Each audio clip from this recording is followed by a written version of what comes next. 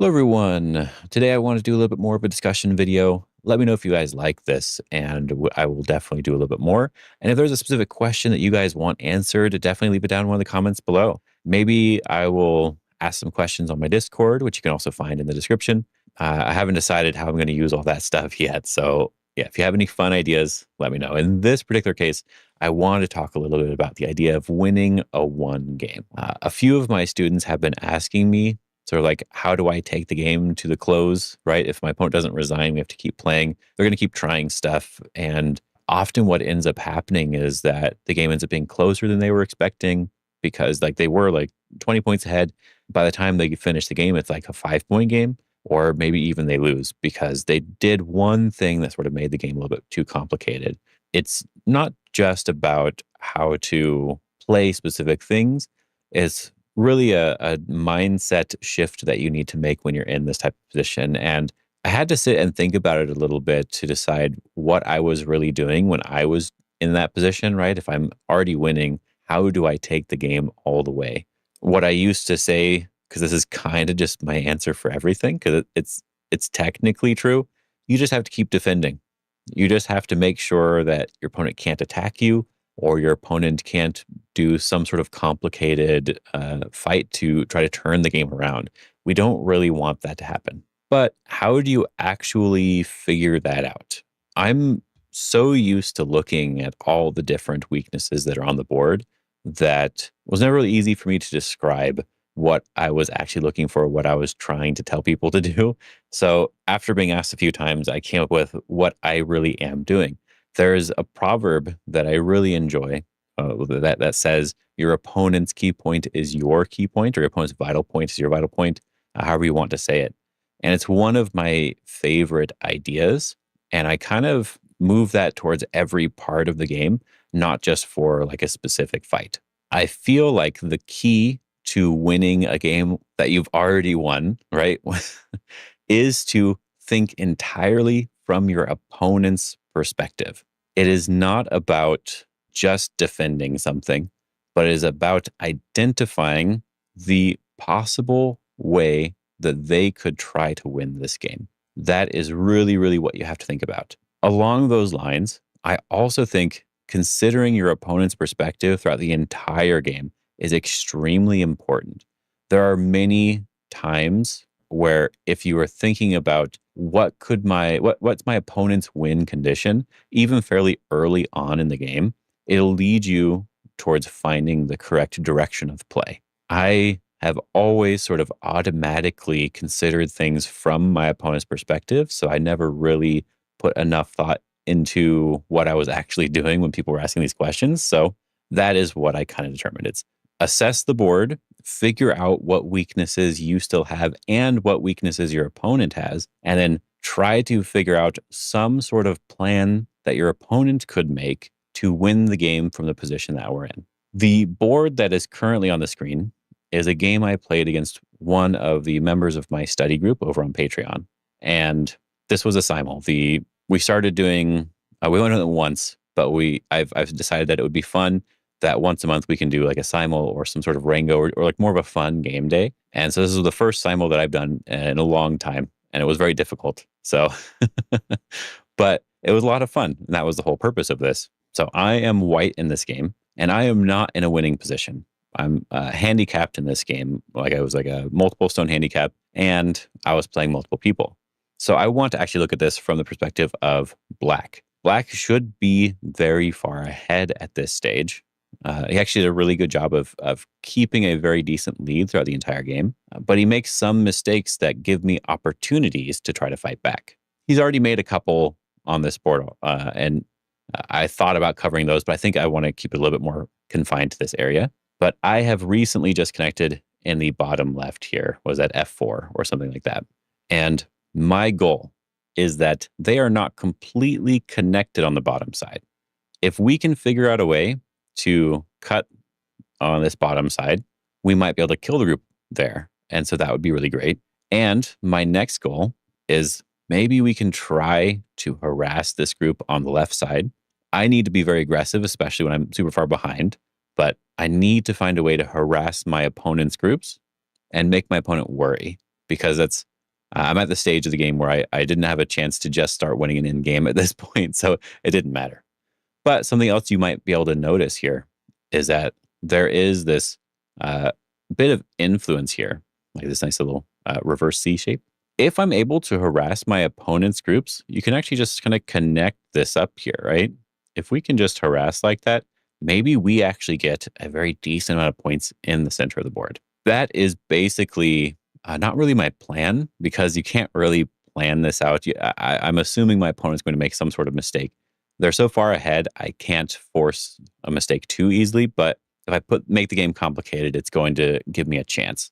And so my opponent needed to try to think this through in that regard and try to recognize, okay, my goal is to make some sort of extra territory in the center or attack the groups in some sort of severe way. The question is, for this position, which side is the weakest side, and how do we actually protect the groups in a way that stops me from accomplishing my goal? Because there's a lot of ways to protect these groups, but what is the way to protect that stops me, right? That's the thing we need to look for. And that's why we really need to think, again, from our opponent's perspective, if we can figure out their exact plan as best as we can, right? We can't always figure out everything perfectly, but if we can figure out the plan to the best of our abilities, we can come up with an idea to counter their plan. So I've already outlined what I want, literally, I guess, there with the pen tool, but I've already outlined what I want as white. Before we show what happens in the game, what is the group that is the weakest on the board when it comes to my opponent's groups here? Is it the left group here, or is it the bottom group here? It's hard to be completely certain. My impression is that the left group still has room to expand on the left side. There's still another 2 space extensions that can be made. Makes it a lot easier to handle. Whereas this bottom group doesn't have much more room. It can connect and make eyes, but if I cut them off, they may not be in a good situation. And so, like I said, there are other ways of defending, but what is the way of defending that also stops me from building the center? And that is what we need to figure out now. If you want to think about it, or you want to come up with your own idea at all, you can definitely do that now. In the game, my opponent ends up playing from what I would consider to be the stronger side, which is a little bit wrong here. I'm able to peep because I'm trying to make a little bit of an annoying position for them. Then I push, I jump out, and you're already kind of seeing, even though they're kind of trying to come along with me, the game's already a lot more complicated. If I just separated this stage, which I do technically here, but if I'm just separating here, they're not really completely alive yet, and that's going to help me a little bit. And then I'm also able to kind of attack the left side. There's still technically this push and cut over here as well. So there's a lot of little bits of Aji. So their original move did not really accomplish anything. So I'm getting what I want. And what ends up happening is I get to surround that, and then I surround again on the other side. And actually, I do end up with some points here in the center. It wasn't perfect, but I did get some points here. I'm technically not 100% winning the game yet, but I do eventually win the game at the very, very end. But my opponent probably should have won, honestly. But anyway, so we see how that was potentially the wrong idea. I've accomplished my goal, and they just played from the wrong direction. As I said, if we thought about it from this beginning point, you can see that this is the area I'm trying to build. So we need to try to stop that. And the bottom, I think, is the weakest. That's the one I can threaten to surround the best. My opponent's key point is my key point. After black played here, we end up pushing over the top. So let's push up here as well. This is reducing my liberties and making me weak. Something else that is really important, if your opponent has a weak group, they can't build their Moyo. And if they do build their Moyo, they're likely giving up their weak group. So even if I do jump out with this, trying to attack the left side, even if we just keep answering, this is a weak group. They're going to have a really difficult time capturing my stones on the left side here. They don't have that many liberties, and there's just not much that they can do. Let's just keep it simple. There's not much that they can do. But you can already see that the entire center is gone. Like I'm as white, I'm not going to be able to build that. I have to figure out a way to kind of kill this left side. I don't even know how to do that. If we do just keep coming out in some way, we can even peep here and then just jump. And this group is probably going to have 2 eyes fairly easily. The group that's come out towards the center, even if this is separated, we still have some Sente moves here as well.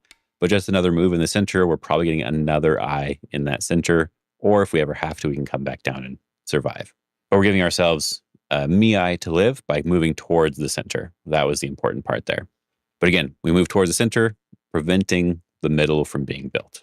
I thought this was actually definitely a good enough example to explain this idea. But I have one more game. This is one that I played against 7 Dawn, 8 Dawn on Fox. This was an OGS game, but they said that they were around 8 Dawn recently on Fox. So I'm going to go with that. But they made a little bit of a mistake on the left side. I am white in this game. I ended up capturing this bottom left area. So that was pretty nice for me. But I am in a winning position right now. My original plan, by the way, before they made the mistake, was that there's actually this Hane is actually making a ko.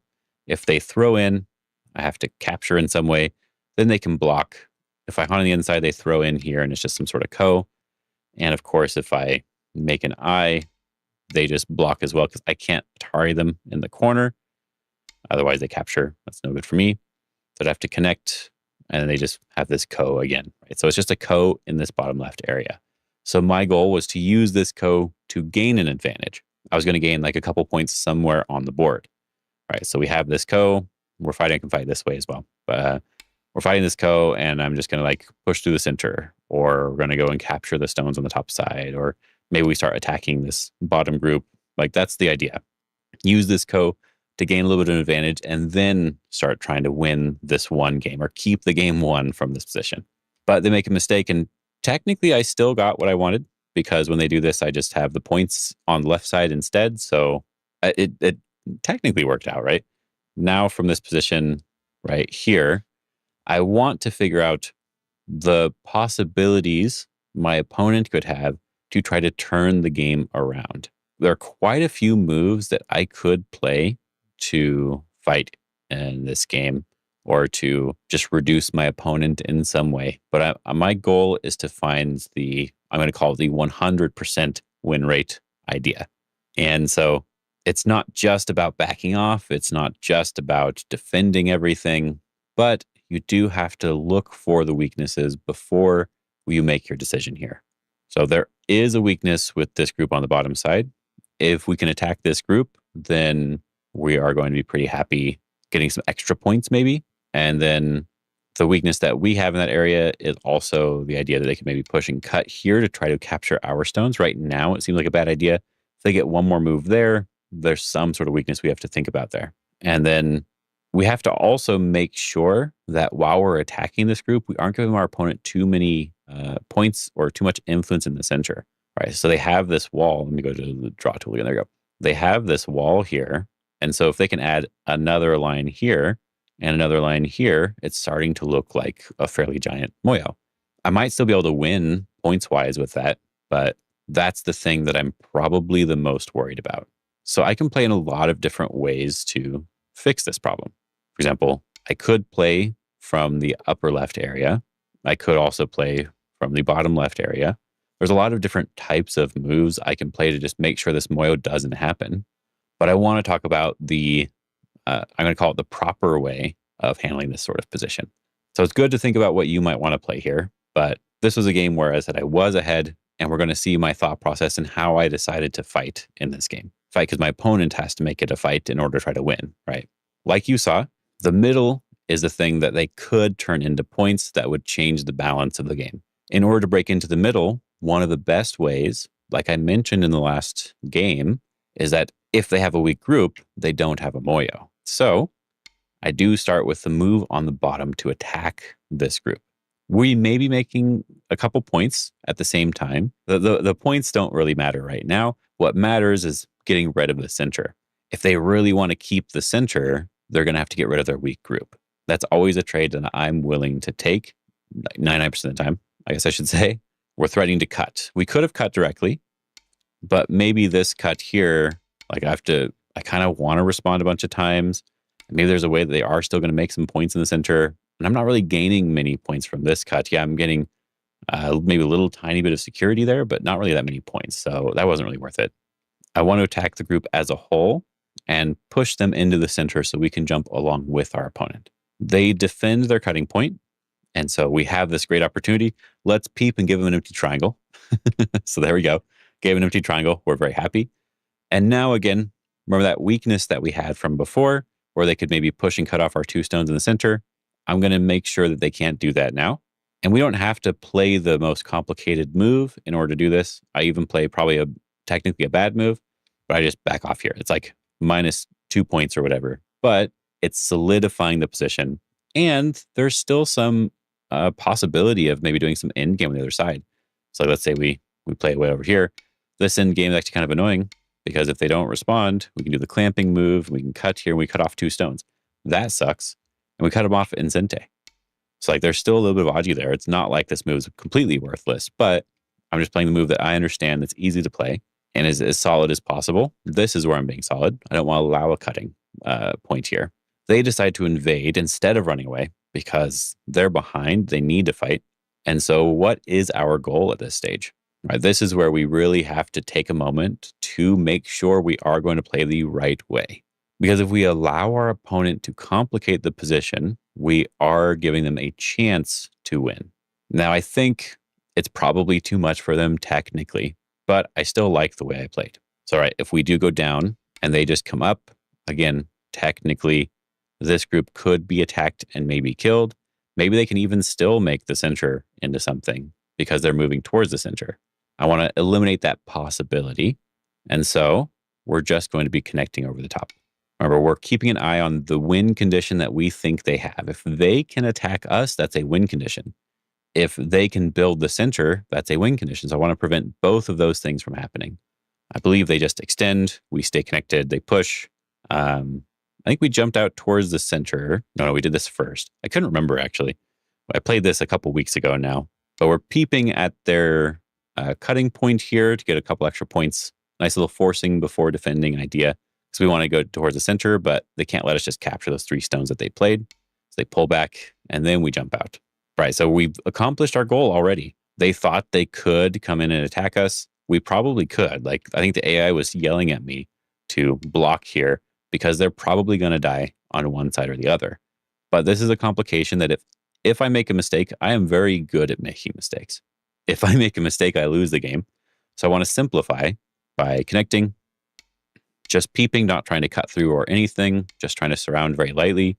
Yes, there is some weakness here, but we're going to give up a stone if they try to cut through us. We're not going to worry about them being alive or dead.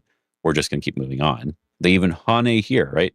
This looks like another great opportunity to cut and fight here because they're probably going to die before we do. We can even play it a little bit differently, like defending over here first and then maybe going over the top of their group. Like they actually look like they're going to be in trouble. But that does give me another chance of being in trouble myself. So I just play the Hane over the top. Right, we're trying to prevent whatever win condition that they have. They connect. I connect. If I don't connect this way, the cutting points are kind of awkward. Like if I push up here, maybe they can cut. Maybe they can clamp. They can do something. So it looks like a somewhat weird move, but this just fixes almost all the Aji. There's no cutting points or anything here. Peep, just connect. And they play away because they still need to try to build some of that center. But we need to keep our eye on our goal here. We're trying to get rid of the points in the center. The way we're getting rid of the points in the center is by attacking this group that's on the bottom side. So we just go and surround now. Doesn't matter if they can live. If they have to struggle to live and give us free moves on the outside, then they've now lost the points that were there, that could have been there in that center area. So he clamps, and we just take this outside position. We're forcing them to run, right? Force them to run. I do realize I think I can cut at this stage, and maybe they're going to be in trouble. So I do end up cutting, and they do resign at this stage because they had to play away. They can't just keep defending. So they did try to be a little bit more, like get a little bit more somewhere, right? They just can't do it. It was already too late, but they were overplaying from the beginning to try to complicate the game. And how did I simplify? Made a beautiful empty triangle in the center, obviously. Look at that. But how did I simplify? I made it so that there wasn't a good way for them to fight back. We just stayed connected and stayed solid, which is usually what I tell people to do, like I mentioned earlier.